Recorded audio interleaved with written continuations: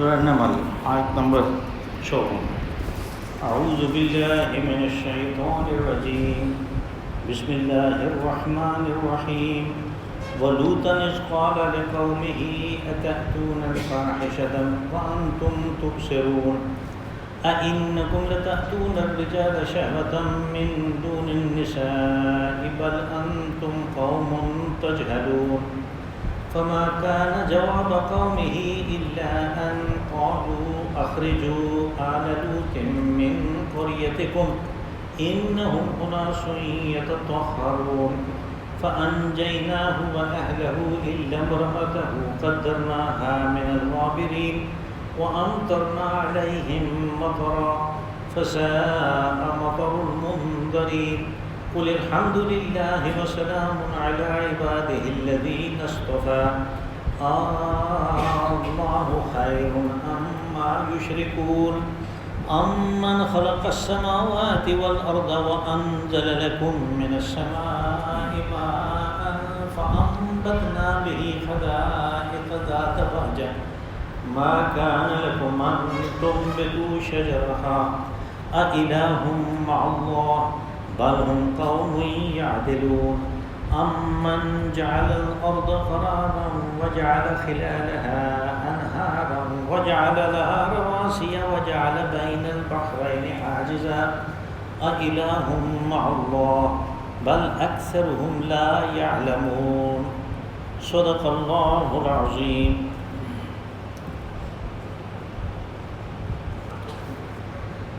وَلُوطًا إِذْ قَالَ لِقَوْمِهِ أَتَأْتُونَ الْفَاحِشَةَ وَأَنْتُمْ تُبْصِرُونَ، اور ہم نے بھیجا حضرت لوط علیہ السلام کو ان کی قوم کی طرف، تو اس نے ان سے کہا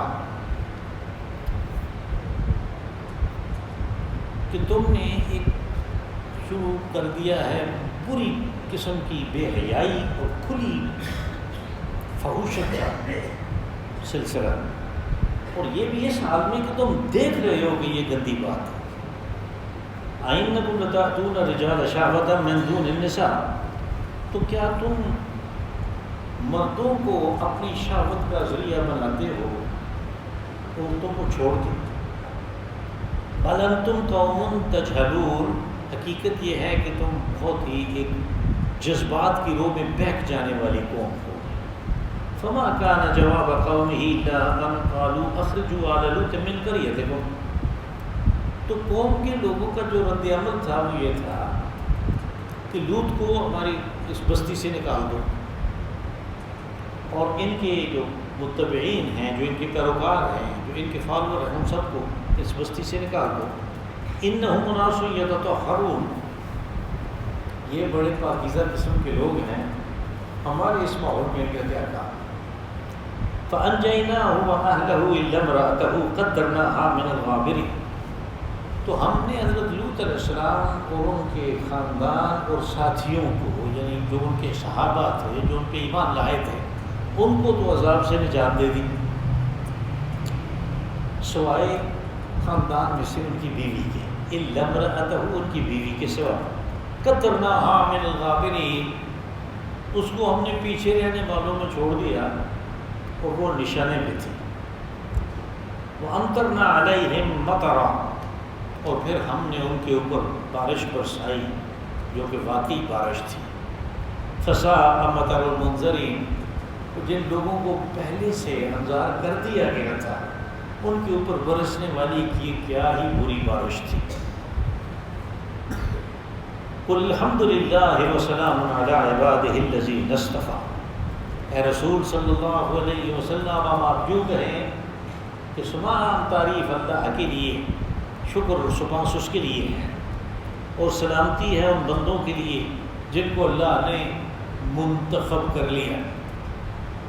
اللہ خیر مما یشرکون، تو کیا اللہ بہتر ہے آدمی کے لیے یا وہ جن کو یہ اللہ کا شریک بنائے پھرتے ہیں؟ امن خلق السماوات والارض وانزل لكم من السماء ماء فانبتنا به حدائق ذات بهجة، تو وہ کون ہے جس نے زمین و آسمان کو پیدا کیا اور پھر اوپر سے پانی برساتا ہے؟ اور جس کے ذریعے سے وہ خوش منظر قسم کے باغات اگاتا ہے. ما کان لکم ان تنبتوا شجرہا، تمہارے بس میں یہ نہیں تھا کہ تم درخت اگا سکتے. الہ مع اللہ، تو کیا اللہ کے علاوہ کوئی اور معبود ہو سکتا ہے؟ بل ہم قوم یعدلون، حقیقت یہ ہے کہ یہ قوم مشرکوں کی ہے. امن جعل الارض قرارا وجعل خلالها انہارا وجعل لها رواسي وجعل بین البحرین حاجزا، تو وہ کون ہے کہ جس نے زمین کو سکون اور آرام کی جگہ بنا دیا، اور پھر اس کے بیچوں بیچ اس نے دریا بہا دیے، اور پھر اس کے اوپر پہاڑ رکھے، اور جو دریا ہیں، جو سمندر ہیں، ان کے درمیان اس نے پردہ رکھا پانیوں کے درمیان. تو کیا کوئی دوسرا معبود ایسا ہے جو یہ کر سکتا ہے؟ بل اکثرهم لا یعلمون، حقیقت یہ ہے کہ اکثر لوگ جو بات کرتے ہیں یہ بغیر کسی علم کے کر رہے ہیں. بس علم نہیں، تو کیسے کر رہے ہیں؟ یہاں پہ پہلے حضرت لوط علیہ السلام کا واقعہ ہے. تو اس قسم کے جو واقعات ہیں، اور خاص طور پہ جب آپ نے دیکھا سوالیہ نشانات، سوالیہ فکرے آ رہے ہیں جو کہ واقعے میں بھی ہیں اور آگے توحید کے بیان میں بھی ہیں، تو پھر ان میں یہ سلسلہ جو ہے یعنی بیان کرنے کا یہ تو جو طریقہ ہے یہ ہماری اردو زبان میں نہیں ہے، یا اگر ہے بھی تو کسی نہ ہونے کے برابر. ایک آدھ مثال میں دوں گا آپ کو کہ وہ کیسے ہوتا ہے. لیکن عربی زبان میں جو فصیح زبان ہے اس میں یہ طریقہ چلتا ہے اور ایک خاص مقصد کے لیے چلتا ہے. یعنی جب سوال کیا جاتا ہے تو اس میں غیظ و غضب کا اظہار ہے، اور اس میں زجر، اور اس میں توبیخ ہے، اور اس میں نفرت اور کراہیت ہے. اس کو سوال کے ذریعے سے ظاہر کر دیتے ہیں، جیسے آگے وضاحت آئے گی. اور پھر جب اس قسم کا بیان ہو جس میں فصاحت آ رہی ہو تو بہت ساری چیزیں محذوف ہو جاتی ہیں.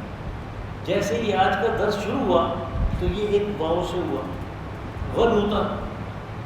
اب واو کا معنی ہوتا ہے اور، یہ عطف ہے، یعنی اس کا مطلب ہے کہ پہلے کچھ بیان ہو رہا تھا، یہ اسی کے سلسلے کی ایک کڑی ہے.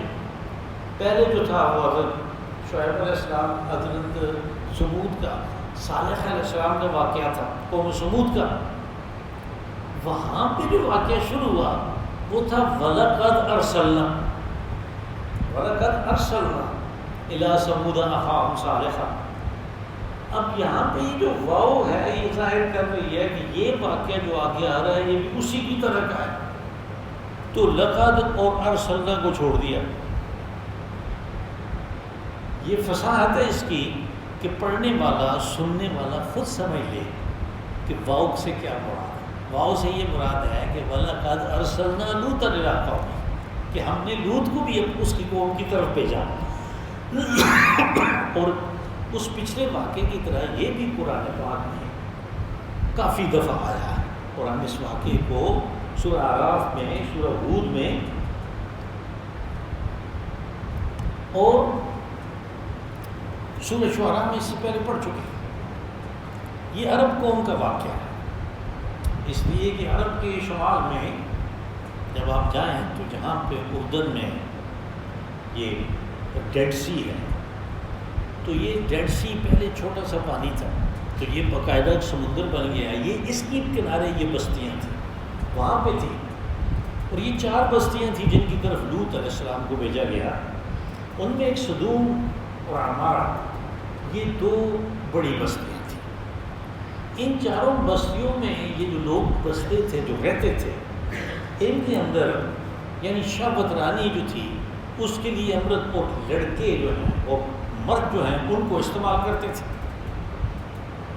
اور یہ وہ برائی ہے، یہ وہ فحش حرکت ہے، کھلی ہوئی بے حیائی کہ جس کو دنیا کے تمام معاشروں نے گندا کام قرار دیا. یہ الگ بات ہے کہ جب پورے کا پورا سسٹم ہی گندا ہو جائے تو پھر اس میں کوئی ایک آدھ گندی بات کا تو پتہ ہی نہیں چلتا.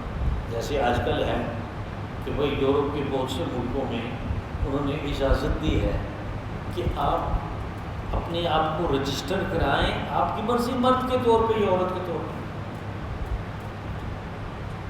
پھر ان کے دیکھا دیکھی ہمارے ہاں بھی یہ سلسلہ جو ہے یہ مطالبہ بھی زور پکڑ رہا ہے، اور اس کا جو پہلا سٹیپ ہے وہ تو ہماری حکومتوں نے لے بھی لیا، اس لیے کہ یہ بیچارے تو پھنسے ہوئے ہیں۔ وہ کہتے ہیں ایسے کرو، یہ قانون سازی کرو، نہیں تو ہم تمہیں اگلی قسط نہیں دیں گے۔ تو یہ پھر مجبوری ہے، تو قانون سازی کرتے ہیں، تو اس کو درجہ بدرجہ لے کے جا رہے ہیں۔ تو قرآن حکیم نے اس قسم کی بے حیائی کو کیا کہا؟ اس کا اعلیٰ لقوم یتأتون الفاحشۃ وانتم تبصرون، کہ ایک تو وہ فاحشہ ہے، فاحشہ کہتے ہیں کھلی ہوئی برائی کو، میں جس کا ترجمہ کروں کھلی ہوئی برائی تو اس سے مراد یہ ہوتا ہے کہ جس کو دنیا کے تمام معاشرے برائی قرار دیتے ہیں، وہ کھلی ہوئی برائی۔ یہ نہیں کہ اللہ کے قانون میں ہے اور دوسروں کے قانون میں یہ برائی نہیں ہے، یا دوسروں کی نظر میں یہ برائی نہیں ہے۔ اب یہ اس برائی جو ہے اس کی گمبھیرتا اور دو چند ہو جاتی ہے کہ جب دیکھتے سنتے ہوئے آدمی اس کے اندر اپنے آپ کو لت پت کرے، غلاظت کے اس ڈھیر میں چھلانگ لگائے، دیکھتے سنتے ہوئے، وہاں تم تبصرون کا یہ مطلب ہے کہ تم دیکھ رہے ہو اور یہ کام کرتے ہو۔ اب یہ جو قوم ہے اس کو کہا کہ قوم تجہلون۔ ہمارے ہاں جاہل کا مطلب کو تھوڑا سا اور لے لیا گیا، ہم جاہل اس کو کہتے ہیں جس کو لکھنا پڑھنا نہیں آتا۔ قرآن حکیم اور عربی زبان میں جاہل اس کو نہیں کہتے، اس کو امی کہتے ہیں۔ جاہل وہ ہوتا ہے کہ جو بے شک لکھا پڑھا ہو، عالم فاضل ہو، اس نے MA MSc PhD کیا ہوا ہو، لیکن جب فیصلہ کرنے پہ آئے تو عقل کو کے بجائے وہ جذبات کو استعمال کرے، یعنی عقل مغلوب ہو جائے۔ اور کوئی بھی انسان کے اندر بہت سے جذبات ہیں، نفرت کے جذبات ہیں، محبت کے جذبات ہیں، غصے کے جذبات ہیں، شفقت پدری ہے، اور والدین کی محبت ہے، اپنے خاندان کی، یہ سارے جذبات ہیں کہ میں کوئی فیصلہ کرتا ہوں تو اس میں جو انصاف ہے اس کو نہیں دیکھتا، یہ دیکھتا ہوں کہ چونکہ میرے بھائی کا معاملہ ہے اس لیے میں وہ اپنے بھائی کے خلاف نہیں جا سکتا۔ اب بھائی جو ہے وہ ظلم کر رہا ہے، تو یہ جذبات سے مغلوب ہو کے کیا ہوا فیصلہ، یہ قرآن پاک کہتا ہے کہ یہ جاہل ہے، یہ جاہل ہے، یہ جذبات سے مغلوب ہو گیا۔ تو وہ بھی اس جذبے سے مغلوب ہو گئے۔ جذبہ کون سا؟ سیکس کا جذبہ، یعنی جو ایک جبلی تقاضا ہے اس سے اتنے مغلوب ہو گئے، انہوں نے ایک اور راستہ بھی تلاش کر لیا ساتھ میں، تو کہا کہ قوم تجہلون فما کان جواب قومہ الا ان قالوا اخرجوا آل لوط من قریتکم۔ اب یہ کہ اس کے خلاف کوئی دلیل نہیں ہے ان کے پاس، یا تو حضرت لوط علیہ السلام جو کہتے ہیں اس کے خلاف وہ کوئی دلیل دیں کہ نہیں یہ وجہ ہے، دلیل کوئی نہیں ہے، دلیل کوئی نہیں ہے۔ تو اس سے جن کے اوپر اثر پڑتا ہے، یعنی جو سردار قسم کے لوگ ہیں، جو ان کے اندر گنڈوں کے سردار ہیں، جو بدماش ہیں، وہ بدماش دوسرے لوگوں کو کہتے ہیں، ان کے جذبات کو بھڑکاتے ہیں کہ ان کو نکالو یہاں سے، یعنی ہمیں اپنی مرضی نہیں کرنے دیتے، ہمیں اپنی خواہش پہ چلنے نہیں دیتے، یہ اپنی باتیں جو ہیں وہ ٹھونستے ہیں ہمارے اوپر، اپنے نظریات کو ٹھونستے ہیں، ان کو یہاں سے نکالو۔ اخرجوا آل لوط من قریتکم، اپنی بستیوں سے آل لوط کو، آل سے مراد ان کے متبعین، ان کے پیروکار، ان کے فالور، اور ان کی رسالت پہ ایمان لانے والے، اللہ کی توحید کو ماننے والے، جیسے صحابہ ہوتے ہیں، یعنی یہ حضرت لوط علیہ السلام کے صحابہ، آل لوط، تو ان کو نکالو یہاں سے۔ کس لیے؟ انہم اناس یتطہرون، کہ یہ بڑے پاکیزہ بنتے پھرتے ہیں، یعنی ہمیں کہتے ہیں کہ تم گندی حرکتیں کرتے ہو، تو یہ بڑے پاکیزہ ہیں، ان کا گندی بستیوں میں کیا کام، ان کو ان سے یہاں سے نکال دو۔ فَأَنْجَيْنَاهُ وَأَهْلَهُ إِلَّا امْرَأَتَهُ قَدَّرْنَاهَا، کہا کہ ہم نے پھر اس قسم کی قوم کے اوپر تو عذاب تو اللہ کا آتا ہی ہے، یہ اس کا قانون ہے. تو کہا ہم نے اس عذاب سے نجات دے دی حضرت لوط علیہ السلام اور ان کے پیروکار. اب یہاں پہ جو لفظ اہل استعمال ہوا، پہلے آل تھا، ان دونوں کا ایک ہی مفہوم. اہل میں بھی وہی آتے ہیں جو ان کے خاندان والے ہیں، جو ان کی پیروکار ہیں، جنہوں نے ان کی بات کو تسلیم کر لیا اور جو ایمان لے آئے. یعنی ہم جب کہتے ہیں اللہم صلی علی سیدنا محمد وعلی آل سیدنا محمد، تو یہ آل سیدنا محمد میں وہ سارے لوگ آ جاتے ہیں صلی اللہ علیہ وسلم جنہوں نے اللہ کی توحید کو، رسول علیہ السلام کی رسالت کو تسلیم کر لیا، وہ سب آل محمد ہیں. اور جب کہا اہل بیت تو اس کو بیت کر کے یعنی گھر کا کہہ کے علیحدہ کر دیا اہل کے ساتھ کہ یہ ہیں اہل بیت جو آپ کے گھر کے لوگ ہیں. پھر اس کی وہ سورہ احزاب میں آگے تشریح بھی آ جائے گی. قدرنا من الغابرین، یعنی جو ان کی بیوی تھی وہ بھی اصل میں ایمان نہیں لائی. حضرت لوط علیہ السلام پہ ان کی بیوی ایمان نہیں لائی. تو یہ بھی سمجھنے کی بات ہے کہ جو مناکحت ہے، جو نکاح ہوتا ہے، یہ تو وارث بنا دیتا ہے. دیکھیں وارث تو اپنے لوگ ہوتے ہیں، خاندان کے لوگ ہوتے ہیں. باہر سے ایک لڑکی آئی اور صرف ایک نکاح ہوا، اب اس نکاح نے اس کو مرد کا وارث بنا دیا اور مرد کو اس کا وارث بنا دیا. اللہ نے قانون بنا دیا جو ہم سورہ نساء میں پڑھا ہے کہ اس کی جائیداد میں سے اس کو حصہ ملے گا. بے شک اس نکاح کے 1 گھنٹے بعد ان دونوں میں سے ایک کا انتقال ہو جائے. لیکن جو اللہ کا قانون ہے عذاب کے لیے، اس میں یہ مناکحت فائدہ نہیں دیتی. نکاح ہو گیا، ایمان نہیں لائی، بیوی بن گئی، ساری عمر بیوی بن کے رہی، ایمان نہیں لائی، تو اس عذاب سے نہیں بچ سکتی. اسی طرح جو سلبی رشتہ ہے، بیٹا حضرت نوح علیہ السلام کا وہ بیٹا تھا لیکن ایمان نہیں لایا، وہ بچ نہیں سکا. تو یہ اس قانون کی وضاحت ہو رہی ہے کہ اللہ کے عذاب سے بچنے کے لیے، دنیا کا عذاب ہو یا برزخ کا ہو یا آخرت کا ہو، اس کے لیے کوئی رشتہ داری، کوئی سفارش، کوئی اس قسم کی چیز کام نہیں آتی، صرف ایمان کام آتا ہے.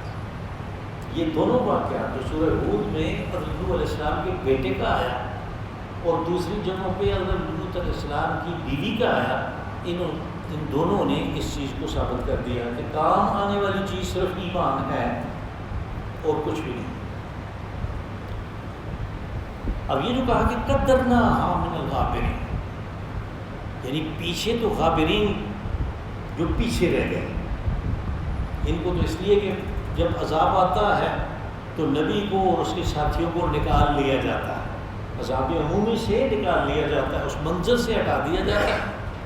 لیکن جو منظر میں پیچھے جو رہ گئے، کہا کہ وہ ان کی بیوی بھی پیچھے رہنے والی تھی، لیکن قدرنا میں ایک اور معنی بھی مثمر ہے، اور وہ یہ ہے کہ ہم نے اس کو طاق رکھا تھا. دوسری جگہ پہ اس کی تشریح ہے کہ وہ جو بارش برسائی گئی، جس کا آگے تذکرہ ہے، بہت بری بارش تھی، وہ تو تھی پتھروں کی بارش. یعنی ان کو ایک اجتماعی طور پہ اللہ نے سنسار کیا، اور پتھر بھی وہ حجارۃ من سجیل، یعنی سورہ حجر میں جو الفاظ آئے سجیل، تو میں نے سجیل کی وضاحت کی تھی کہ یہ عربی زبان میں یہ لفظ نہیں تھا. اصل زبان میں یہ اصل میں فارسی کا معرب ہے، اور وہ جو معرب ہے جس سے وہ 2 لفظ ہیں. تو اس میں پہلا ہے سنگ، پتھر کو کہتے ہیں، اردو میں بھی استعمال ہوتا ہے. سنگ اٹھایا تھا، غالب نے کہا کہ سنگ اٹھایا تھا کہ سر یاد آیا، کہ دوسرے کو مارنے کے لیے پتھر اٹھایا تو پھر اپنا سر یاد آیا کہ وہ بھی مارے گا. تو سنگ پتھر کو کہتے ہیں. اور سجیل جو ہے وہ بنا یعنی آگ سے نکالا ہوگا، وہ دوزخ کا پتھر ہے. اس لیے اس کو کہا کہ یہ بری بارش ہے. یہ پوری قوم کو سنسار کیا گیا. بعد میں اس کے نام و نشان کو مٹانے کے لیے کچھ اور بھی کیا گیا، میں آگے بیان کروں گا. تو وہ ہر پتھر کے اوپر یوں کہیں کہ نشان تھا کہ یہ کس کے لیے ہے، یہ کس کا سر پھاڑے گا.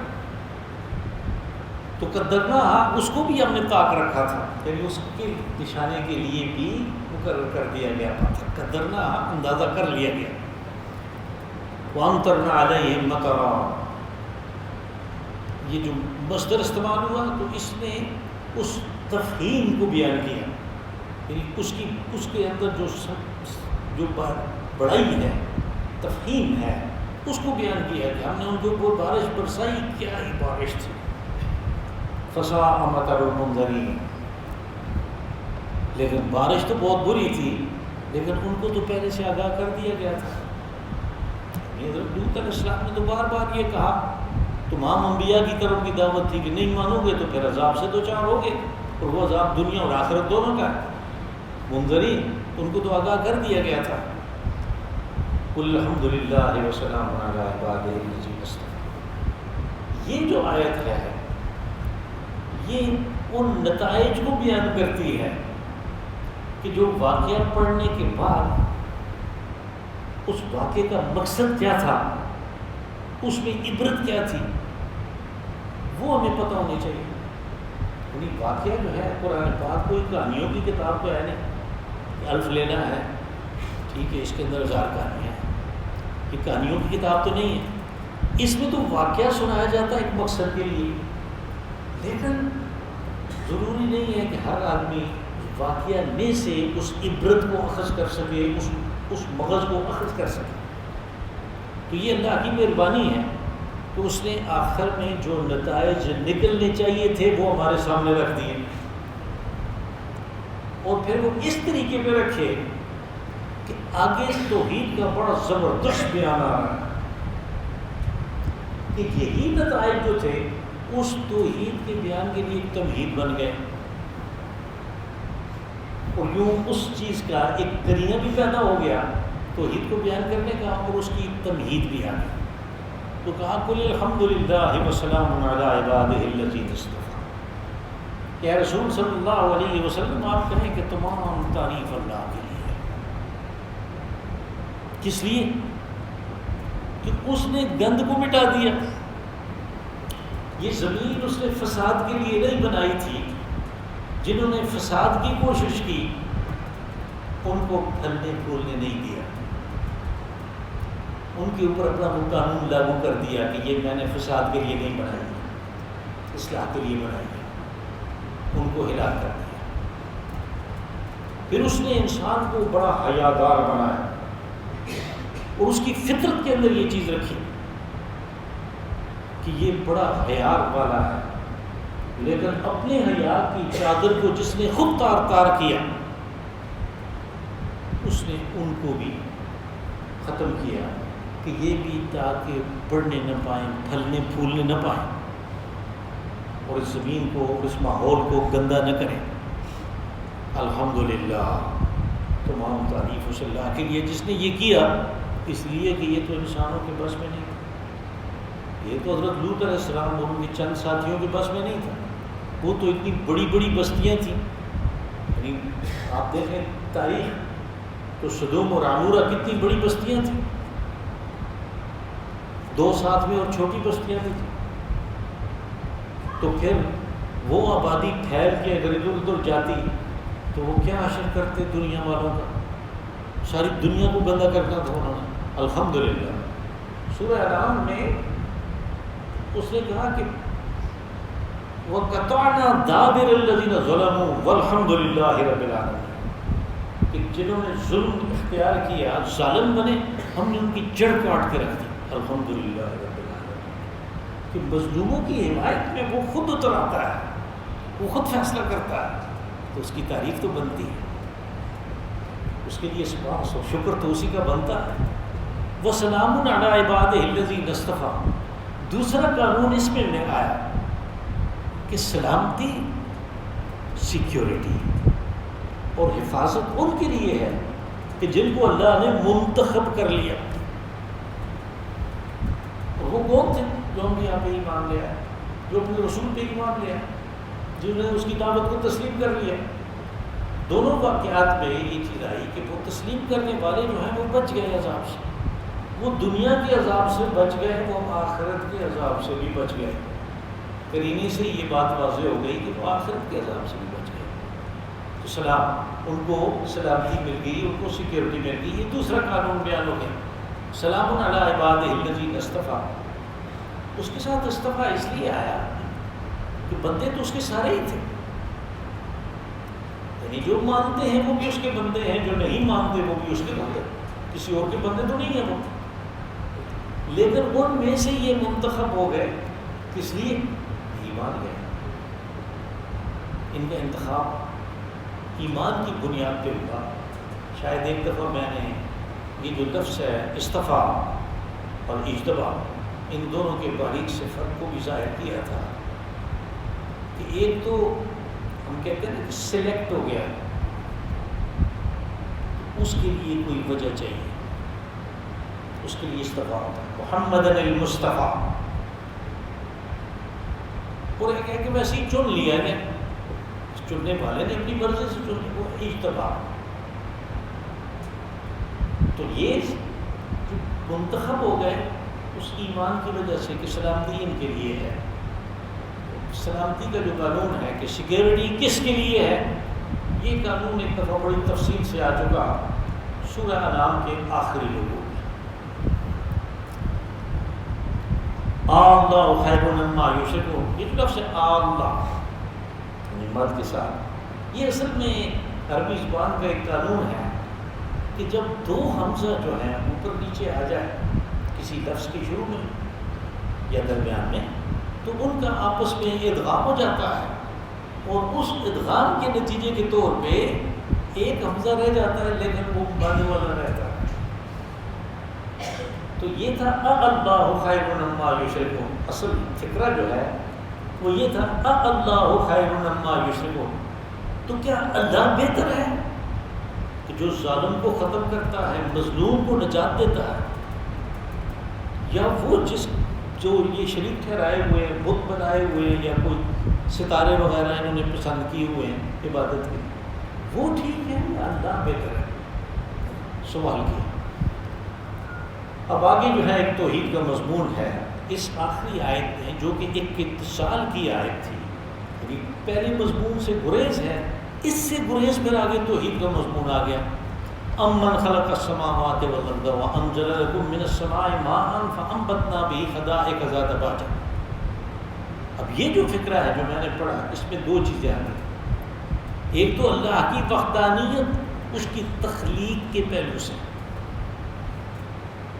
اب یاد رکھیں یہ وہ چیز ہے کہ جو سارے مشرک تسلیم کرتے ہیں. یعنی مشرک کوئی بھی ایسا نہیں کہے کہ میرے بت نے زمین و آسمان بنائے، کہتے ہیں اللہ نے بنایا. بارش کون برساتا ہے؟ اللہ برساتا ہے. تو جس چیز کو وہ مانتے ہیں، یعنی ان کے پلیٹ فارم پہ آ کے بات کی کہ جب پیدا کیا آسمان و زمین کو، یعنی اس کائنات کو، اس نظام کو اللہ نے، اور بارش بھی کوئی برساتا ہے، اور اس بارش کے ذریعے سے پھر کیا ہوتا ہے، یعنی ساری ربوبیت جو ہے اس کی، جو انسانوں کے پالنے کا جو سارا بندوبست ہے، وہ سارے کا سارا اس بارش کے ذریعے سے ہوا. ان کی پانی کی ضروریات پوری ہوئی، ان کی آکسیجن کی ضروریات پوری ہوئی، ان کی غذا کی ضروریات پوری ہوئی، جانوروں کی غذا کی ضروریات پوری ہوئی. اور جانوروں کو کس نے استعمال کیا؟ اس انسان نے. یہ سارا کچھ اس نے کر دیا، لیکن ساتھ میں ایک اور چیز بھی کی. وہ کیا کہ باغات تو اگائے اس نے ان ضروریات کو پورا کرنے کے لیے، لیکن ساتھ میں ایک خوشنما منظر بھی بنا دیا. کبھی جائیں آپ باغ میں، اپنے باغ میں، اور پھر دیکھیں پھل لگا ہوا ہے، بے شک وہ کسی کچھ بھی نہ ہو. یعنی لیمن آج کل بڑے اچھے قسم کے آ رہے ہیں سیڈ لیس کے، تو ان کے درخت لگائیں، پھل لگا ہوا دیکھیں، کتنی طبیعت خوش ہوتی ہے. ویسے ہی کسی گندم کے، مکئی کے کھیت کو دیکھ میں کتنی طبیعت خوش ہے. زیادہ بہجہ ذات بہجہ کا معنی خوش نما منظر والا، یعنی جو دل کو خوش کر دے وہ منظر بھی ساتھ میں ہے، کھانے پینے کا تو انتظام ہے ہی ہے اس میں۔ ما کان لکم ان تنبتوا شجرہا، تمہارے بس میں تو نہیں تھا، تمہارے اختیار میں تو نہیں تھا، تمہارا زور تو نہیں چلتا تھا اس بات پہ کہ کوئی ایک درخت بھی اگا سکو، تم تو نہیں اگا سکتے تھے۔ الہ مع اللہ، جب تم خود مانتے ہو کہ یہ کام اللہ نے کیا ہے تو پھر دوسرا کس طرح معبود بن گیا جس کو تم سجدے کرتے ہو، جس کی ڈنڈوت کرتے ہو، جس کے نام کے دیگی پکاتے ہو اور وغیرہ وغیرہ جو کچھ کرتے ہو، وہ کس طرح بن گیا؟ یہی سارا کچھ تم اللہ کے لیے کیوں نہیں کرتے؟ یہی سارا کچھ جو دوسرے کسی کے لیے کرتے ہو اور نہیں کرنا چاہیے، اس لیے کہ وہ معبود نہیں ہے۔ عبادت کے تمام مراحل، تمام جو اسپرچولس ہیں وہ صرف اللہ کا حق ہے، تو تم اس کو کیوں نہیں کرتے؟ الہ مع اللہ، سوال کیا الہ مع اللہ۔ اب میں نے کہا تھا کہ سوال جو ہے یہ ہمارے یہاں کم استعمال ہوتا ہے، لیکن پھر بھی کسی نہ کسی مقصد کے لیے ہوتا ہے۔ کبھی ایسے بھی ہوتا ہے کہ مثال کے طور پہ ایک لڑکا آیا اور آپ کو بتایا اس نے کہ جی آپ کے بیٹے نے مجھے گالی دی، اتنے میں بیٹا آ گیا اور نے کہا کیا تم گالیاں بھی دیتے ہو؟ اب اس نے سوال یہ جواب کے لیے نہیں کیا،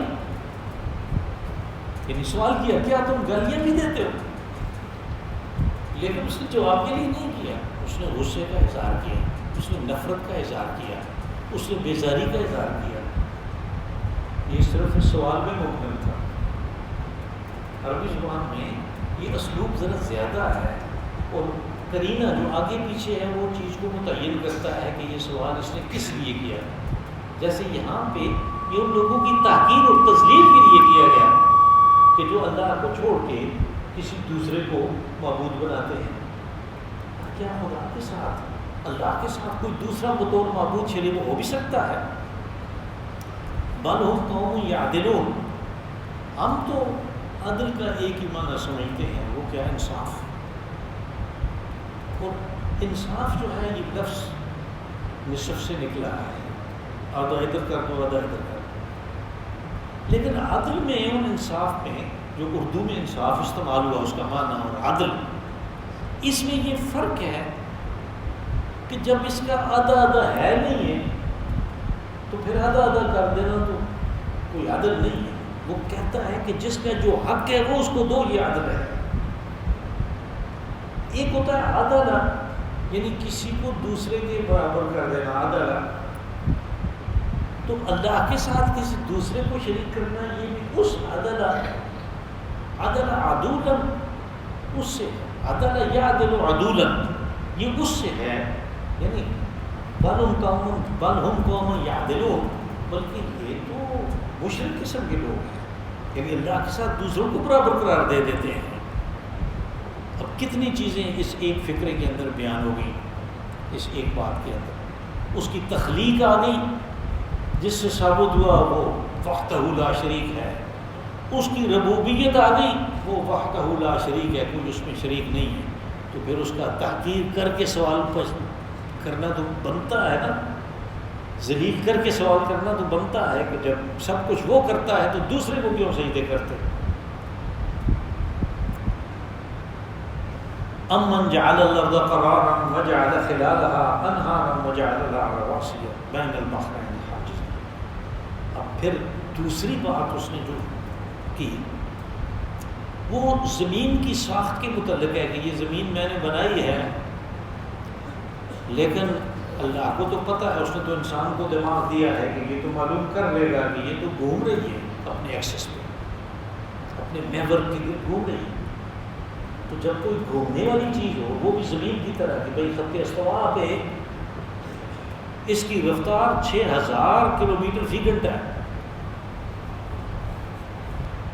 خط استوا جو ہے یہ گزرتا ہے، یہ سنگاپور، ملیشیا اور پھر افریقہ آگے یہ ممالک ہیں، اور فلپین کا کچھ حصہ یہ خط استوا ہے اور سمندر ہے۔ تو 6000 کلومیٹر کی رفتار سے یہ زمین گھوم رہی ہے اپنے ایکسس پہ، لیکن اس میں ایکسینٹریسٹی اس کو کہتے ہیں، غیر متوازن نہیں ہوتی، بیلنس رہتی ہے. تو یہ سارا کچھ کس نے کیا؟ اگر یہ بیلنس نہ ہوتی، ایسے ایسے کرتی، تو انسان تو نہیں اس کے اوپر آباد ہو سکتا تھا، بلکہ پانی بھی اچھل کے کہیں کا کہیں نکل جاتا، پھر واپس آتا، دوسری جگہ سمندر بن جاتی، یہ خشک ہو جاتی. اس نے کہا کہ جعل الارض قرار. قرار اصل میں یہاں پہ استعمال ہوا ظرف مکان کے طور پہ، یعنی سکون اور قرار کی جگہ. کہ زمین کو کس نے بنایا سکون اور قرار کی جگہ؟ وجعل خلالها انہارا، اور پھر اس کے بیچ میں دریا اس نے بہا دیے. دریاؤں کی افادیت کتنی زبردست ہے. یہ تو یعنی ہم تو یہی سمجھتے ہیں نا کہ دریا صرف طوفان لانے کے لیے ہوتا ہے. وہ چین میں ایک بڑا دریا ہے ہوانگ ہو. تو ہوانگ ہو کا معنی ہی چینی زبان میں یعنی خوفناک طوفان. لیکن انہوں نے اس کے اوپر کام کر کے اس کو کیسے قابو کیا؟ 2700 اس کے پاکٹ بنائے انہوں نے، کوئی بنے ہوئے تھے، کوئی انہوں نے بنائے. تو وہ طوفانی پانی جو ہے، طوفان سارا جو ہے وہ ان پاکٹوں میں 2700 ہے. اور ہر پاکٹ جو ہے اس میں پانی جمع ہوتا ہے، اور اس پانی کو وہ زراعت کے لیے اور بجلی بنانے کے لیے استعمال کرتے ہیں. اور درمیان میں دریا جو ہے وہ اپنے پیٹ کے اندر ہے، جس پیٹ کو وہ صاف رکھتے ہیں، ہماری طرح چھوڑا ہوا نہیں ہے کہ دریا جانے اور اس کا کام جانے. پھر طوفان ہی آنا ہے، پھر سیلاب ہی آنا ہے، اس لیے کہ بیچ میں مٹی ہے، دونوں طرف دریا ہے، پانی آتا ہے پیچھے سے آج کل کے موسم کا، تو وہ دونوں طرف سے آگے نکل جاتا ہے زمینوں میں. اس درمیان کی مٹی کو کوئی اٹھائے گا تو کچھ بنے گا. پھر دوسرا کام اس سے لینے والے لے جو رہے ہیں وہ پانی کے ذریعے سے چیزوں کی نقل و حمل ہے. آج کل کتنا مہنگا، انرجی کتنی مہنگی ہے، ڈیزل اور پیٹرول کتنا مہنگا ہے. تو جتنے ڈیزل سے آپ ایک ٹرک چلاتے ہیں اس سے کم پہ آپ پورے کا پورا بحری جہاز لے کے جا سکتے ہیں، جس میں 500 ٹرکوں کا سامان جو ہے وہ آتا ہے. وہ اس پانی میں خود بخود جائے گا. اور اگر پانی کے بہاؤ کے مخالف کھینچے تو پھر بھی اس سے کم ڈیزل لگتا ہے، پھر بھی کم لگتا ہے. اس لیے کہ چیز کا وزن کم ہو جاتا ہے پانی میں، اس میں بوئنسی ہوتی ہے، اچھال ہوتی ہے. تو ہم نے تو استعمال نہیں کیا نا، اس لیے ہمیں نہیں پتہ. لیکن اللہ کو تو پتہ ہے کہ میں نے کیسی نعمت کے طور پہ یہ انتظام کیا ہے. تو وہ کہتا ہے کہ میں نے بیچوں بیچ دریا بہا دیے. وَجَعَلَ لَهَا رَوَاسِيَ وَجَعَلَ بَيْنَ الْبَحْرَيْنِ حَاجِزًا. یہ لہا جو ہے یہ زمین کے لیے استعمال ہوا. عرب جو ہے عربی زبان میں زمین مؤنث کے طور میں استعمال ہوتی ہے کہ پھر اس زمین کو متوازن رکھنے کے لیے ہم نے پہاڑ گاڑ دیے. یعنی کبھی ایسے ہوتا ہے کہ وہ جو لٹو چلاتے ہیں جب وہ صحیح بیلنس نہ ہو تو وہ صحیح نہیں چلتا، وہ ایسے ایسے کرتا ہے اور بس گر جاتا ہے. تو پھر ماہر جو ہے وہ اس کی ایک طرف ایک چھوٹی سی کوئی میخ لگا دیتا ہے اس وزن کو برابر کرنے کے لیے، تو وہ بیلنس ہو جاتا ہے. رواسی اصل میں وہ میخیں ہیں جو اللہ نے لگائی ہیں، پہاڑوں کی میخیں. وَجَعَلَ لَهَا رَوَاسِيَ وَجَعَلَ بَيْنَ الْبَحْرَيْنِ حَاجِزًا. اگر ہم نے پہاڑ کتنے سخت بنائے، میخ کے طور پہ ان کو زمین میں گاڑ دیا، اور پانی کتنی نرم چیز ہے، لیکن میں نے اس کے درمیان میں پردہ رکھ دیا. دو پانیوں کے درمیان بھی پردہ رکھ دیا، وہ آپس میں میٹھا پانی اور دوسرا پانی وہ آپس میں ملتے نہیں. جعل بین البحرین حاجزا الہ مع اللہ. کوئی دوسرا یہ کام کر سکتا نہیں کر سکتا، تو پھر وہ معبودیت میں پھر وہ شریک کیسے ہو گیا اللہ کے ساتھ؟ بل اکثرهم لا یعلمون. یہاں پہ یعلمون جو ہے یعنی لوگ بات کو جاننے کی، چیز کو سمجھنے کی کوشش ہی نہیں کرتے.